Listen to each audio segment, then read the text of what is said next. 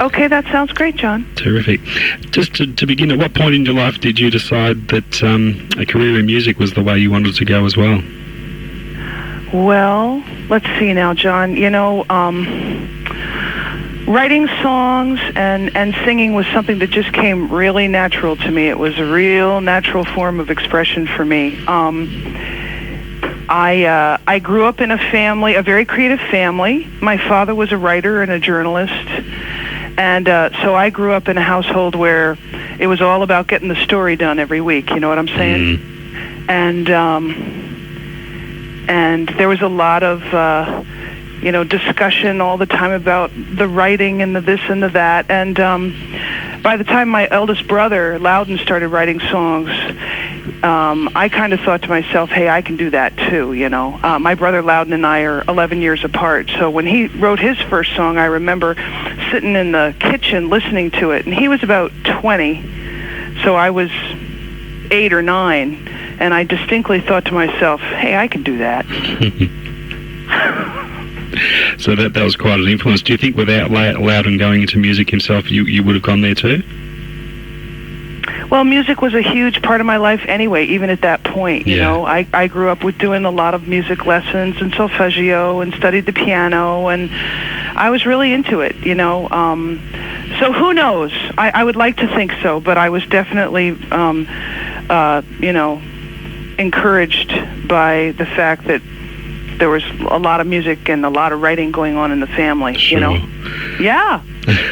And there was some formal music training there for you. Did you have vocal training as well? Because your singing voice is quite unique. I didn't have any vocal training. I didn't. I always wanted to, when I was a kid, I wanted to be a great singer. I wanted to, sing on Broadway. I wanted to be on the stage singing Broadway songs and stuff like that. Like any kid, Yeah. I really had dreams of that, and I loved that.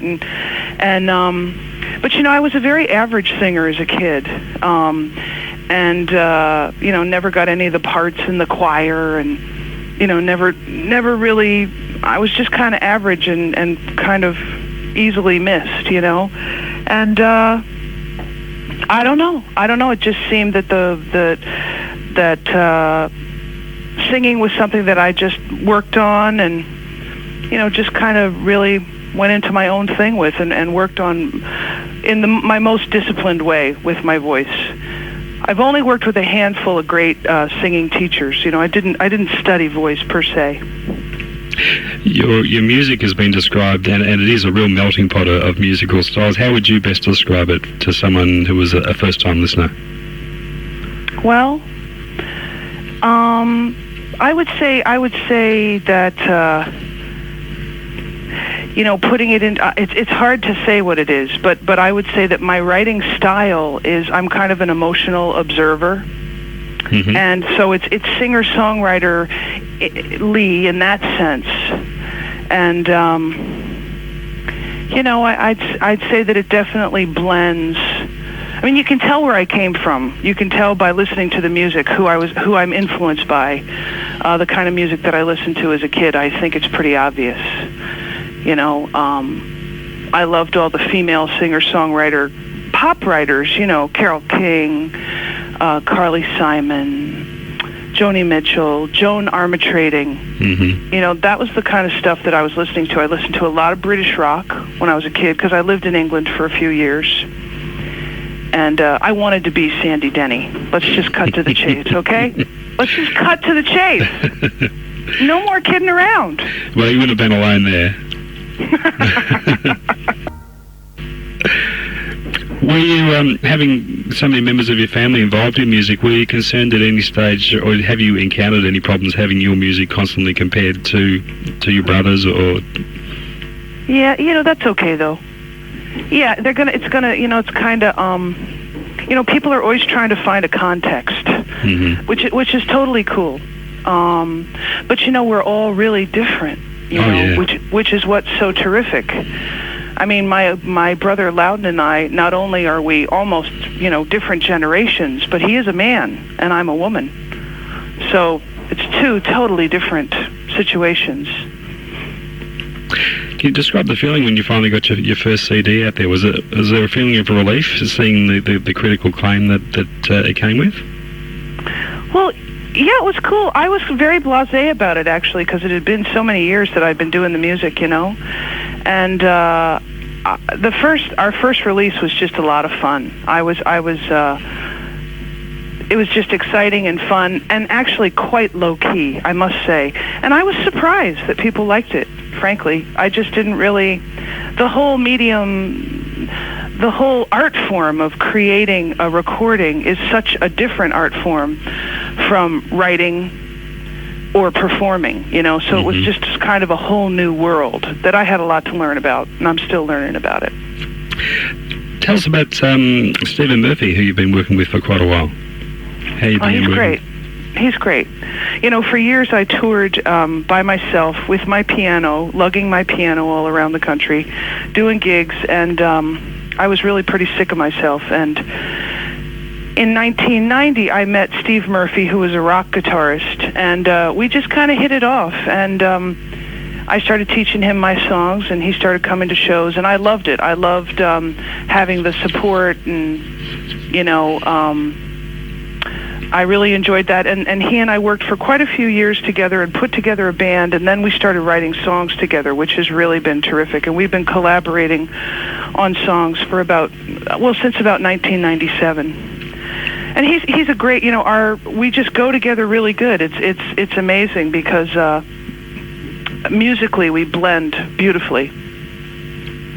How does the songwriting process work for the two of you? Is there a set procedure there, or is that something that can vary from song to song? It can vary, but Stephen gives me musical ideas. One of the things is that I play the piano. I also play the banjo, so I have kind of a limited way that I put stuff together. It's just the way that I am with my instruments. So I love the guitar, and it's very cool. He gives me little snippets of progressions and feels, and then I take it from there and work on some melody stuff, and then we usually put the song musically together, and then I listen to it and see what the song is saying, and work on the words. Mm-hmm. Yeah, so we kind of go back and forth, separately, and then come together a few different times. But it works great. It works really well. We've been very successful with that. As far as your lyrics go, are you one of those writers that carries ideas around for a while? For example, do you carry a notebook with you and just jot things down as you go? Well, I do a lot of writing, so I have stuff that I can draw on, but it works all different ways with me. It depends. Usually that there's some sort of an emotional thing, an emotional response to something. Mm-hmm.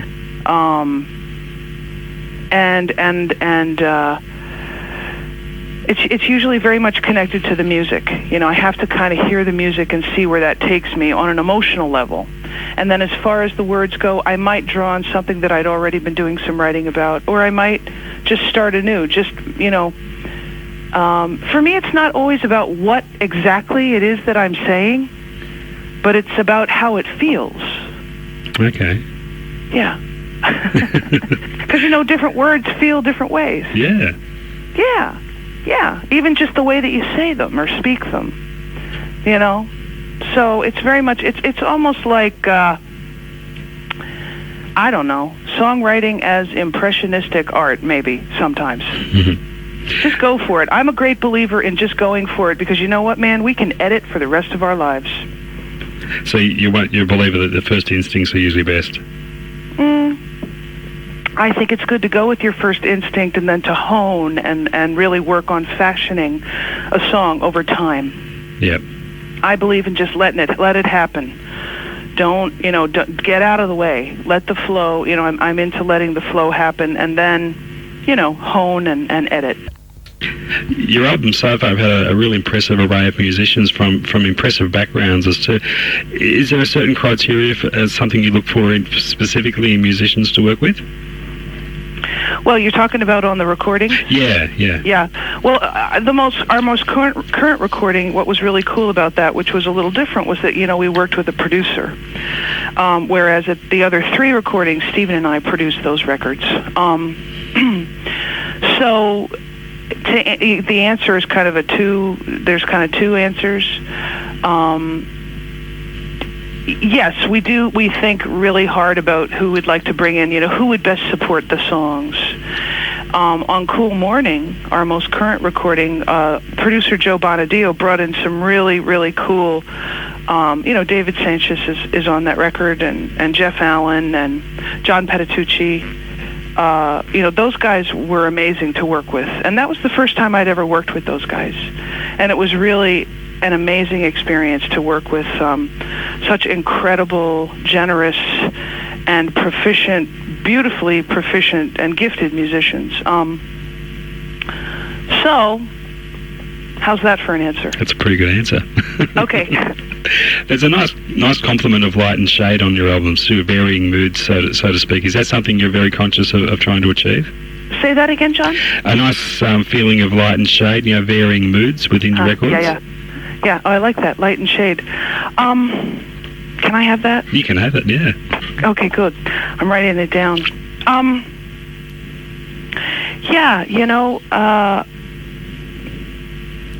Like I said, I just kind of go with, the music very much reflects where I am in my life as a person. Mm-hmm. And I think at this stage of my life, I have a huge, wonderful, beautiful life. I think that I definitely use my music and use the music in it, my expression, to kind of reflect, the beauty and the ugliness in the world, or in my world, or as I see it. And that also is, running the gamut of emotion, which I've said a couple of times. I'd say that my songs are very emotional, even if it's just the way that I'm using my voice. Mm-hmm. So that, I just let that light and shade, work and go for that. Now, I believe you've also done some writing for theatre and dance productions? Yes, I have. Tell us a little bit about some of the work you've done there. Well, collaborating for me is one of my favorite things to do because I get pretty tired of myself. And I took a break from the music. I worked as a kid in the music doing the Sloan Wainwright thing, and then I took a break when I was about 22. I took a little time off. I met my husband, and I started a family at a pretty young age. And what I did is, even though I kept writing songs, what I started doing was collaborating in the community with theater groups and children's theater, and writing songs and for plays, and I just loved it. I just loved it. And then in the 80s, I was part of a very grassroots production company in Katona, New York, called Barn Space Productions, which housed an incredible dance company. So I started working with choreographers and creating musical pieces using my voice, or writing a song, or just a vocal landscape for dancers. And this is something that I've continued to do. And I just love it. I love collaborating with other artists. It's inspiring and expansive, and, I just love it. How does it compare as a challenge writing for a specific performance piece like that, rather than for your own work, where I guess you have a clean slate to write whatever you like? Well, in a way, it is different, but I really love bringing something of myself into someone else's work. And sometimes, I don't know, it's different. I can't say that it's easier or if I enjoy it more. It's just, in a way, I love the relationship between myself and the other artist. That being in that relationship is what I like. Mm-hmm. Yeah. That dialogue, there's a real back and forth. Like I said, when I'm just working on my own, sometimes it gets kind of tedious. That's why I love working with Stephen. That's another collaboration. Sure. So working with another art form, be it dance or be it theater, it's exciting. It actually, the ideas seem to flow sometimes maybe easier, I guess, because there's a lot of input for output. You know what I'm saying? Yep. Mm-hmm. Now, I think I read you do a bit of teaching as well. Is that right? Yes, I do work as a teacher. Yeah, I do, which is great. I started doing that about 10 years ago. I work as a vocal teacher and a performance teacher and a songwriting teacher, and I love that. I love that. Has that become sometimes a learning experience for yourself as well? Absolutely. Yeah. It's very inspiring. Very inspiring. It's it's a path. It's this whole thing that I'm doing right now is a path. So to be hanging out with other people who are on the same path is extremely inspiring. So when you're playing live these days, are you primarily playing with your band or solo? Well, I'm not really touring a band anymore because I can't, these days I can't really afford it. But I work primarily with Stephen, or we work with a trio with another friend of ours, Cadence Carroll, who's a percussionist and a wonderful singer. But we work primarily as a duo, and we do all kinds of gigs still, clubs and festivals and coffee houses and house concerts, which are really popular here now. How about there? Are house concerts popular in Australia? We hear of them. They haven't really taken over the country yet, but we do hear about them. I believe they're quite big over there. Oh man, they're huge. Yeah. Yeah, we could, gosh, John, if there was a house concert tour over there, we'd be over there faster than you could shake a stick, man. I'm sure it's something that'll take on here. We seem to follow everything that happens over there. It's great. People basically just open up their houses, their homes, and have a show in their living room.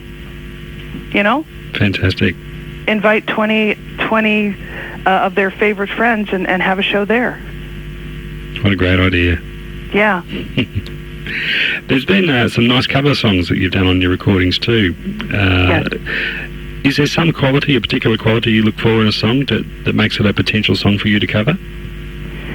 Well, all the different cover songs that are on all the different records have different reasons for being there. But yeah, it's usually a song that means something. Or, because the thing about cover songs is that you really, the way I feel about it, is that you got to be careful sometimes because you need to, there is sort of a certain, you got to be able to make it your own or put a different spin on it a little bit. Or, like for instance, on our first record, with a song like Box of Rain, because that's such an amazingly beautiful song that Phil Lesh wrote for his father, actually. Mm-hmm. We really just wanted to treat it as a beautiful prayer, just holding it in the beauty of what it is. We didn't want to change it up too much, But for instance, on the first record, the song Where the Streets Have No Name, we completely, took it out of context and made it something completely different. So as soon as you start hearing that song, you know that you know what it is, but you wonder, what is it? Yeah. We had to be a little careful with that because that's like a huge, hit.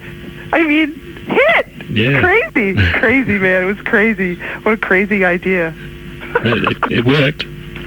Cool. Yeah. Cool. I hope so. With 4 albums behind you now, have you felt your self-confidence rising with each record? Well, John, I've learned a lot about recording, and I love it. And I really love the studio, but it is a completely different kind of an art form, and I feel we have 2 new records that are in the can right now, a live record which will be coming out before the holidays, and then a new Sloan Wainwright record which will be coming out in the spring. And I'm very excited to be in the studio just because we're having a lot of fun and we're able to draw on our experience that we've gotten over the past 10 years of making records, 12 years or so. So you have found the studio a comfortable place to work despite the fact that there's no audience there to feedback from? Oh yeah, it's totally different, man. It's a totally different thing. But yeah, I like it a lot. Now, your records aren't available locally down here. What's the extent of your overseas distribution? Well, we're distributed online through CD Baby. Of course, yeah. Which is the best way to go. Or you can simply go to my website, which is www.sloanwainwright.com. That's no E and 5 W's. And as far as being distributed, there and in Europe, it's not happening where they're in record stores per se. Mostly online available. Yeah. Yeah. Which seems to be the way to go these days. Yeah. It's really kind of cool. How did you hear about me? Through the internet, basically. Yep. Yeah. There you go. There you go, John. There you go. Has there been for an independent artist like me, I'm very grateful to the internet. Yeah. That's like, it's so amazing, so. It has opened up the whole world, really, hasn't it? Absolutely. Yeah. Has there been any major label interest at all? Well, through the years, yes. A lot has changed in the industry, though, and for me, it works best to just remain independent. Mm-hmm. You know what I mean? It's just, it's financially the most sound way to go. But if there was a label that was interested in having a relationship and interested in supporting the music and stuff, I'm always open to that. Always. For sure. Absolutely. Now, your brother has been a regular down here over the years, and your niece and nephew were here earlier this year, and Martha's going to be here again in a few weeks, in fact. That's great. Any plans for you to come down and join us? Well, I'll tell you, we just got to put together that house concert tour, John. And I'd be there faster than you could shake a stick, as I said. I would love to come to Australia. I have my dear friend Kate Campbell has come a couple of times, and she tells me that it's fantastic. Yeah. And it's just something that I'd have to put together. So if you have any ideas, or if any of your listeners have any ideas, tell them to contact me. I do actually have a few ideas, which I'll send over to you for sure. Cool. Yep. Cool. Yeah, it's a very long plane ride, but I'd be there. It is a long trip. It is. But it's worth it. Yeah, it is, for sure. Yeah, man. Now, you mentioned some new recordings. Tell us a little bit more about them.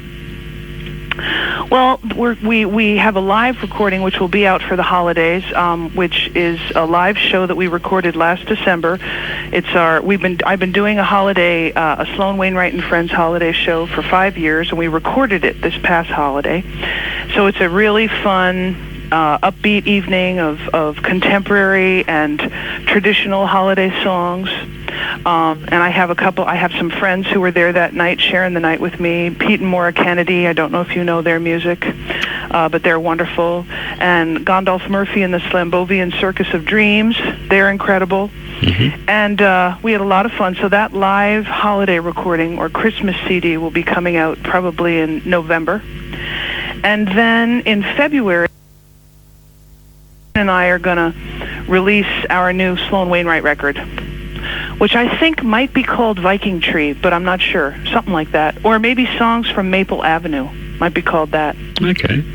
And that's going to be a collection of the songs that Stephen and I have been writing on the road for the past year and a half. And it's going to be it's going to be a great record. Simple acoustic, pretty much. Lovely. Sounds great. Yeah. And just to finish up, Sloan, where would you like to see your career in, say, 5 years' time? In 5 years, John? Do you think that's Well, I would love to be enjoying my second trip to Australia. Well, I just want to be writing great songs. I want to be having fun on the road. I want to be enjoying my students and learning and being inspired by all the people that I come across at the camps that I work at and workshops that I lead. And, I hope to be working on another recording project. I just feel very grateful for having the music in my life, John. So I just want to keep moving ahead and having fun and making great music. Sounds fantastic. Sloan, yeah. Thank you so much for your time. It's been a real treat to catch up with you. Okay, John, thanks for calling. Congratulations on some wonderful music so far, and we look forward to plenty more to come. All right, thanks so much. And I will send some information over to you for possible contacts for some tours down here. That would be great, man. We'll do that. That would be great. Okay. Thanks a lot, Sloan. Thanks for your support, John. Thanks a lot. Take care. Bye. Bye-bye.